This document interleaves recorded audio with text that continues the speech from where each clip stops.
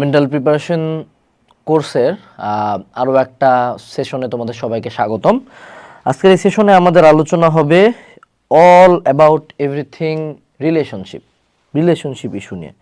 অর্থাৎ এই রিলেশনশিপ ইস্যুর মধ্যে অনেক কিছু থাকবে। এটা একটা বিশাল বড় ভিডিও হবে, কিন্তু তোমাদের হয়তো বা দেখতে খুব একটা ভালো নাও লাগতে পারে।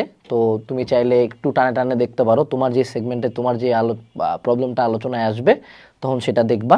মানে এখানে আমরা one sided love, long distance relationship, toxic relationship, breakup, motivation, cheating, moving on, pain, everything সব কিছু নিয়ে আমরা আলোচনা করব, ঠিক আছে?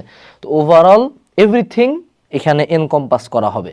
তো তোমার সব কিছুই থাকবে। আমি বলবো যদি কেউ রিলেশনশিপগত ইস্যুতে ভুগতেছো, টোটাল সেশনটাই অংশ নেওয়া উচিত, কারণ এটাতে তোমার যে সুবিধাটা হবে, তুমি হলো আলটিমেটলি একটা জিনিস বুঝতে পারবা যে একটা প্রবলেম, যেমন ধরো ওয়ান সাইডের কিছু ইস্যু আবার তোমার সাথে মিলবে, আবার লং ডিস্টেন্সের কিছু ইস্যু তোমার সাথে মিলবে, এরকম বেশ কিছু জিনিসপাতি মিলেই কিন্তু তুমি অ্যাট সাম পয়েন্ট তোমার প্রবলেমটা সলিউশন পাবা।